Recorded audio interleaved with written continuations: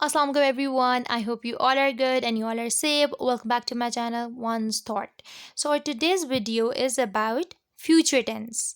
In this video you will get to know all about future tense and about different aspects of future tense. जिन्होंने पिछली video नहीं देखी वो जाके देख सकते हैं. हम पास्ट टेंस को कवर कर चुके हैं, हम प्रेजेंट टेंस को भी कवर कर चुके हैं और आपका टेस्ट भी ले चुके हैं और डिफरेंट एस्पेक्ट्स को उससे पहले हम जो है कवर कर चुके थे ताकि हम लोग टेंसेस को बहुत ज़्यादा डिटेल में डिस्कस कर सकें. तो जब ये हमारी हो जाएगी वीडियो तो हम लोग इंशाल्लाह एक और टेस्ट वाला वीडियो बनाएंगे जिसमें डिफरेंट सेंटेंसेस को मिक्स करके बनाएंगे और आप लोगों ने वो खुद लिखने होंगे, खुद अपने आप को टेस्ट करना होगा. So in this video we will discuss future tense. The first one is simple future tense. Simple जब बात आती है तो of course future indefinite tense भी इसको कहते हैं. ठीक हो गया. The formula for the simple future tense is will plus root form of verb. Okay, I will learn a new language. Jane will read that book. Will के साथ हमेशा फर्स्ट फॉर्म ऑफ यूज़ होती है और shell के साथ भी हमेशा first form of verb use होती है. तो आप अपने जहन में ये चीज़ रखनी है, आपने इसके साथ कोई और टेंस नहीं यूज़ करना. ठीक है. तो यहाँ पे क्या एग्जाम्पल्स हैं. I will learn a new language.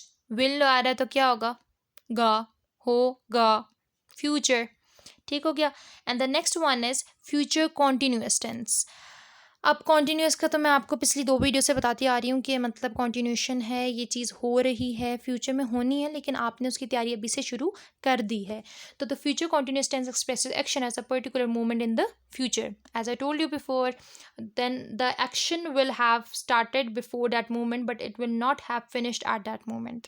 As I told you कि तैयारियाँ शुरू कर दी, अभी एंडिंग नहीं हुई, अभी फ्यूचर में जाके ख़त्म होगा. ठीक हो गया.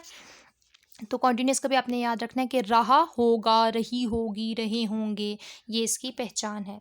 The next one is future perfect tense. Future perfect tense में अब क्या होता है कि the future perfect tense is a verb form और construction used to describe an event that is expected और plan to happen before a time of reference in the future, such as will have finished in the English sentence. I will have finished by tomorrow या tomorrow, whatever you say it. ठीक है. I will have इसका use होगा इसमें, will have. ठीक हो गया. और third form of verb use होगी, will have and third form of verb. अब परफेक्ट की बात हो रही है तो इसका क्या मतलब है, चुका तो आएगा ही, लेकिन क्योंकि फ्यूचर है तो क्या आएगा, चुका होगा, चुकी होगी, चुके होंगे. ठीक हो गया. Then the future perfect continuous tense. Future perfect continuous tense में ओ फ्यूचर परफेक्ट कॉन्टिन्यूस टेंस को हम समटाइम्स कहते हैं फ्यूचर परफेक्ट प्रोग्रेसिव टेंस. ये आपने पिछली अगर वीडियोस देखी हैं उसमें भी मैंने ये चीज़ बताई थी कि जब आप सिर्फ फ्यूचर का नहीं प्रेजेंट का भी बात करते हैं और प्रेजेंट परफेक्ट कॉन्टिन्यूस टेंस होता है तब भी उसको प्रोग्रेसिव कहते हैं, तो इसमें भी इसको प्रोग्रेसिव कहते हैं. Is a verb tense that describes action that will continue up until a point in the future. ये बात याद रखिएगा कि इस टेंस का कभी भी पैसिव वॉइस नहीं बनता. ठीक हो गया. The future perfect continuous consist of will, have, been plus the verbs present participle verb root plus ing. क्योंकि कॉन्टिन्यूस है तो ing तो आएगा, ing के साथ हमेशा first form of verb use होती है. विल हैव बीन यूज होगा बिकॉज ऑफ फ्यूचर परफेक्ट के लिए. ठीक हो गया. और बीन लाजमी लगाना है और उसमें आपको बताया हमेशा से कि टाइम भी होता है हमेशा. टाइम इसकी सबसे बड़ी आप कह सकते हो पहचान होती है कि इसमें वक्त दिया गया होता है कि सुबह से, शाम से, रात से, इतने बजे से उतने बजे से. ठीक हो गया. फॉर उसके लिए यूज़ होता है जो परफेक्ट पर्टिकुलर टाइम आपको नहीं दिया होता. मतलब फॉर एग्जांपल मैं कह दूँ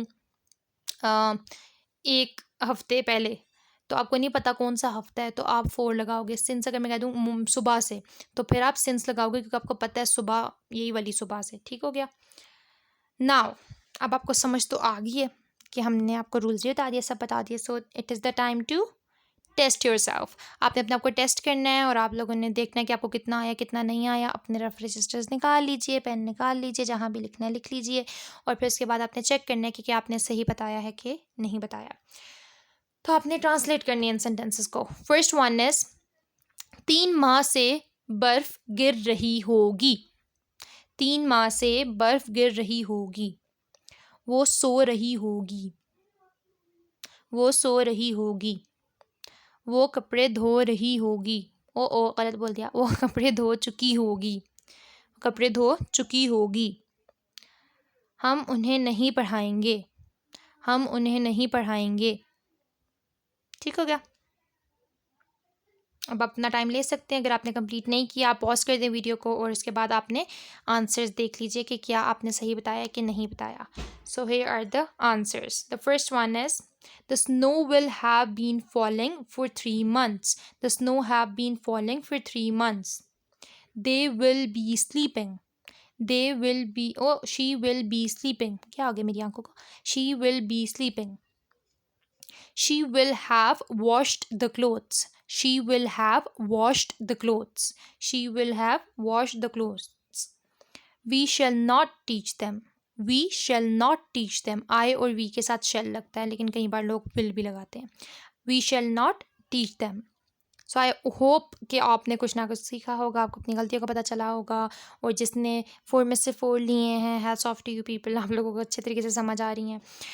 तो हम लोग नेक्स्ट वीडियो में इंशाल्लाह देखेंगे, इनके पैसिव वॉइस को भी देखेंगे, या हो सकता है नेक्स्ट से भी नेक्स्ट वीडियो में देखें या कब भी देखें। लेकिन आपका एक टेस्ट भी होगा, ग्रैंड टेस्ट, जिसमें डिफरेंट टेंसेस को मिक्स करके दिया होगा, ताकि अपने आपको टेस्ट कर सकोगे आपको टेंसेस आते हैं या नहीं आते।